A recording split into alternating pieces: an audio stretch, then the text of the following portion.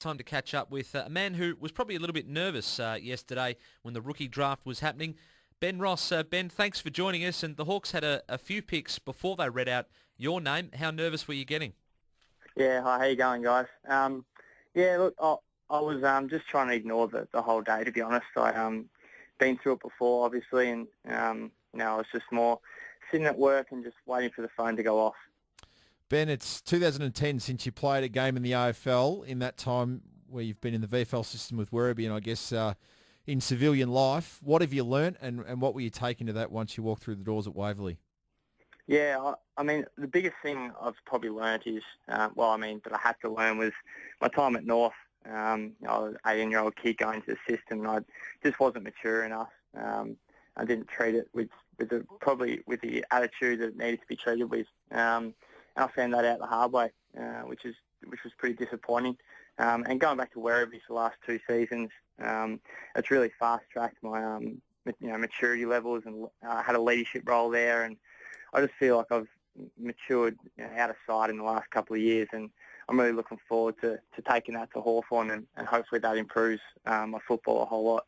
Ben, I share an office with Mark Stone, who's the recruiting manager for Werribee, and yesterday we were watching the rookie draft live on the internet, and when your name came up to Hawthorn, he let out a pained cry from the office. He was devastated to be losing you from out there after losing Ben Brown. At what stage did you know of any interest from Hawthorn or any other AFL clubs? No, look, to be honest, I thought the opportunity might have passed me. After a reasonably good year the year before, I didn't get any interest, so this year there was not a lot of interest at all, and I got a call off Hawthorn pretty much the day before the draft, and that's when I knew there was some interest. So it all happened very quickly.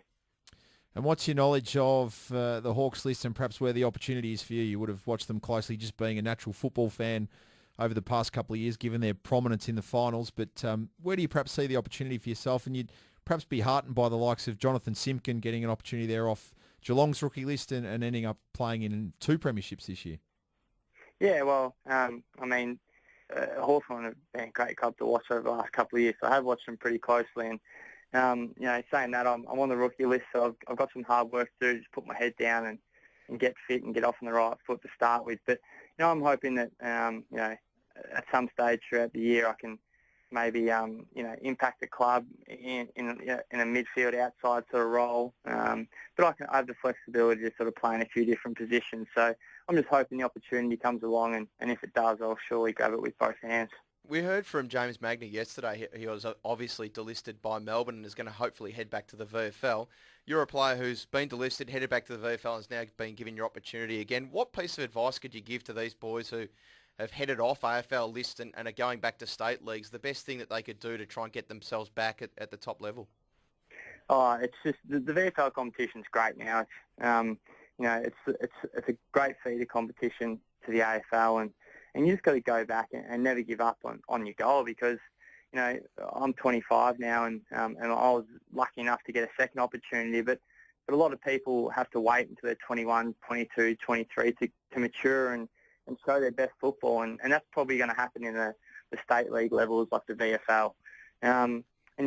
Just to stick at it, and for my example, the club Werribee, where I've been for the last 2 years, I can't speak high enough of them. They give you the perfect opportunity to reach your potential. The board there with Mark Penaluna as the CEO, and the coaching staff that they've put on again this year and have had in the past, it's just an excellent football club, and anyone out there that's thinking about where to play, Werribee is a pretty good start. Was there an awkward work conversation for yourself at around midday yesterday and a quickly typed letter of resignation? It was funny, actually. I was actually taking part in the next goal placement through AFL Sports Ready. So I was on a 20-day placement, and I was sitting at work, and I had to let Jason Cunningham know, who actually comes on SEN a bit, but he was rapt to let me slip out the door and head down to Waverley. Did he try and slip in that he'll look after your financials from now too, Ben?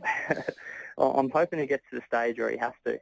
Excellent. Ben, what of the players that missed out yesterday? Obviously, there was several VFL players that went through the testing and also put their name up in lights just from their form over the course of the year. While it's fantastic for you to get your opportunity, do you feel for guys you've rubbed shoulders with over the last couple of years in the competition like Chris Kane, who've toiled for so long and been so close yet so far? Yes, I mean, there's always disappointments, and you can't ignore them. And the guys like Chris Kane, who had a terrific year, and I played in the state team with him along with Kane Lambert, who's still pretty young, and he's got a lot to show as well. And there's also a couple of guys at Werribee that showed a lot of potential in Scotty Sherlock and our fullback in Jake Wilson, who have both got a lot of potential. So, you know, there's still a lot of players in the VFL that I'm sure with, you know, another year under their belt, hopefully another good year, that the opportunity might come along. What about a former Werribee teammate, Travis Tuck? We had Andy Collins on SEN yesterday, said he only received one phone call, thought that was a big surprise. Do you think he deserves and is a good enough footballer to get another chance? Oh, when he's on his game, he's a good player. He's as hard as they come around the footy. You know, he's over 190, I think, for a midfielder. He's huge. So he's got a unique talent, and you know, it's good to see him back on track, which is great. And I heard he played. Didn't see a lot of him this year, but I heard he played some great footy. And you know, again, if he wants to do it, I'm sure just stick around in those state leagues, and his opportunity might come again as well. You've joined now Hawthorn, Ben, with a few other rookies, obviously, but also the draftees. You'd be the most mature age out of all those. What are you going to be able to do? Are you going to be able to provide a fair bit of leadership and guidance for these boys because you've been through the process before? So do you think that's something you can provide to a Dale Garlett and also a Billy Hartung? Yeah, well, hopefully. I'm hoping I can get in there, and you know, like you said, I've been there before, so I'm hoping to hit it with a bit more maturity this time around, and show a bit of awareness that I've been around the system. But you know, so hopefully I can help out these young guys, but also continue to help myself and improve again, and get myself in a position to hopefully one day get on the senior list. And when does the pre-season start for you? Have you had to keep yourself pretty fit just in case you were given another chance? Yeah, I've done a bit. Pre-season started just over a week ago for Werribee, so I've been on a few runs and just staying mobile. And I'm heading down to Boxhill tomorrow for the first session. Heading down there a bit early to meet with a strength and conditioning, just to map out a bit of a plan for me to get me up and running and underway. Well, no doubt you'll have an extra pep in your step going down to Hawks pre-season training. It might not feel as hard this summer because you've got another chance there at the reigning Premier. Ben, good luck and thanks for joining us. Thank you, guys.